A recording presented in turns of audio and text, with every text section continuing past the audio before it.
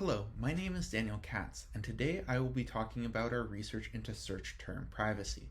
This work was conducted by myself and my colleagues David and Johann at NortonLifeLock Research Group.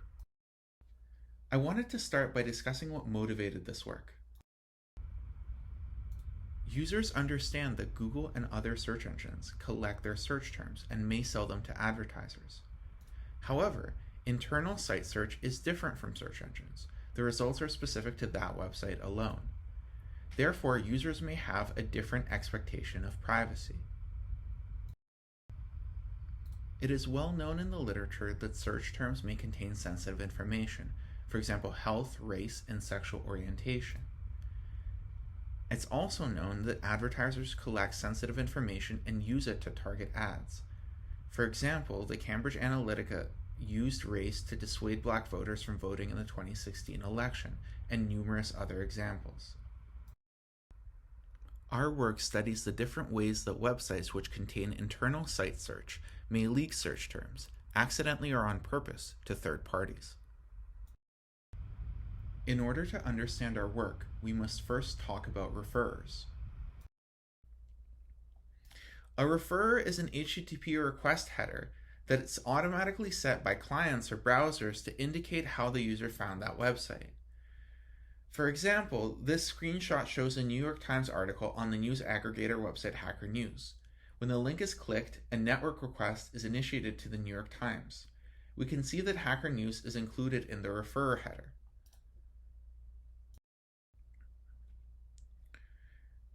The referrer policy is set by the website owner and specifies how the referrer header will be set upon requests originating from that website. It can be set in a number of different ways, for example via the HTTP response header, but also via meta elements and inline inside the resource requests. This is a table that has a variety of acceptable values for the referrer policy.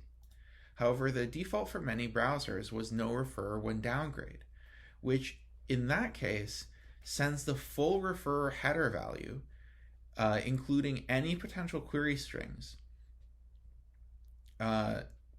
if both pages are HTTPS enabled. Prior work has shown that referrer headers can leak search terms. The referrer values can contain query parameters, for example, search strings. To use a concrete example, we search for the medical condition pancreatic cancer on WebMD. When WebMD renders the results page, it loads the third-party JavaScript library Google Ad Services. Our query string is sent to Google Ad Services as part of the network request. Our primary research goal is to study the leakage of search terms in internal site search along three vectors: the referrer header, the URL, and the payload. To do this, we crawled the top 1 million websites according to Tranco, which is considered a better alternative to Alexa. We used a headless browser to simulate typing in jelly beans into search fields one character at a time. We intercepted ingoing and outgoing network requests, and we looked for the jelly bean string in the captured data to see which websites leak and receive our search string. Our crawler was based off the Puppeteer headless browser, and the architecture looks as follows. The workers are headless Chromium processes. The headless browser has full JS capabilities, which is required to crawl the modern web. Our setup can handle over 100 concurrent workers, which was necessary to crawl 1 million websites in a reasonable amount of time. To put it in simple terms, our crawler found all the search inputs on a given HTML page. Then it would type the jelly bean string one character at a time into that input, and finally it would execute the search. The crawler would record all network traffic for later analysis. We faced a number of challenges when running our crawler. For example, false positives when searching for search inputs in the HTML page, hidden search inputs, dynamically generated query selectors, search results displayed in a new tab, interstitials, captchas, and regional blocking.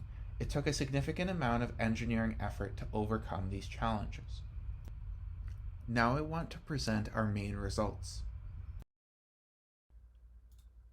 We crawled the top 1 million websites using the Tranco list from August 2020. We were able to search on and collect results for about 512,000 domains. Out of those, about 81% leaked search terms to third parties in some form. To answer a research question from earlier, the leakage breaks down as follows: via the referrer header, via the URL query parameters, and via payload, often in post requests. We will explore each of these cases in more detail. First, we look at leakage via the referrer header.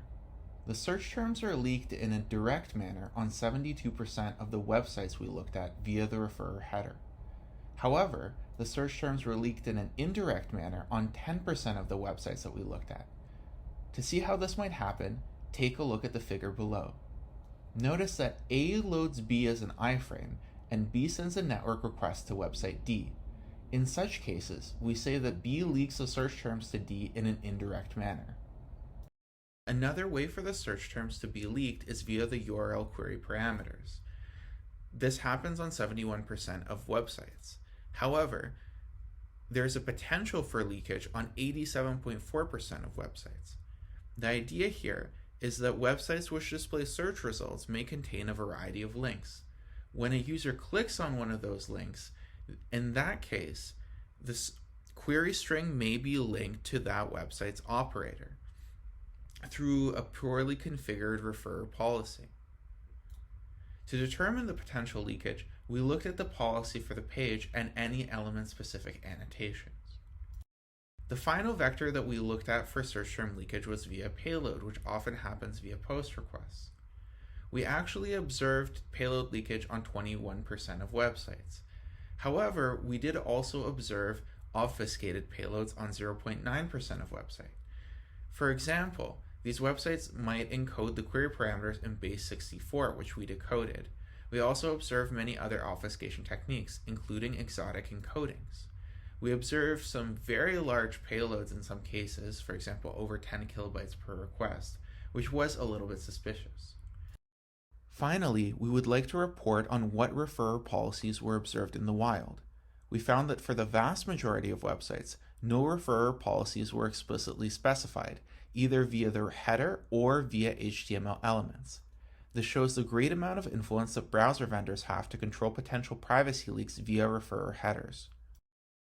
Another element of our research was looking at privacy policies. We wanted to know whether users were informed that their search terms might leak to third parties. In order to do this, we extracted links to the privacy policies during our crawl.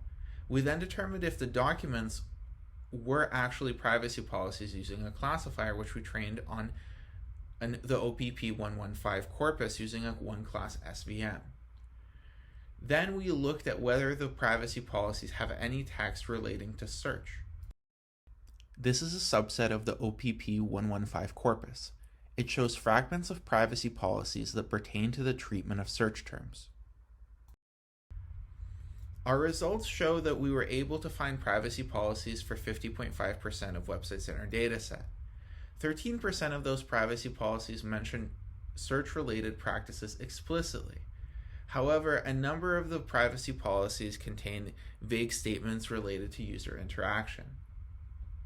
From this, we can conclude that not many users would be informed of the potential for their search terms to be shared with third parties, even in the case where they actually read the privacy policy. I would like to conclude by talking about mitigations. For starters, the Brave browser does redact the referrer header, and Chrome version 85 Plus and newer versions of Safari only sends the referrer domain, not the query string, to third parties by default. This is something that they changed since the time of our crawl. But keep in mind that all these settings can be overridden by the site operator. In cases where this was not enough mitigation, we also built a browser extension which alerts users when a website shares their search terms with third parties. In conclusion, 92.1% of top websites that we were able to crawl had some kind of privacy leak through one of the three observed vectors, and often along multiple vectors. Website operators rarely specify the referrer policy explicitly, so browser vendors have a large impact on user privacy. Privacy policies include little or no information about search terms, despite their known sensitivity. And finally, privacy policies on the web are still hard to find. We were only able to find privacy policies for 50% of top websites. Thank you for listening to this talk. Since we only had a limited amount of time, I only scratched the surface of our research, and I encourage you to read our paper for more details.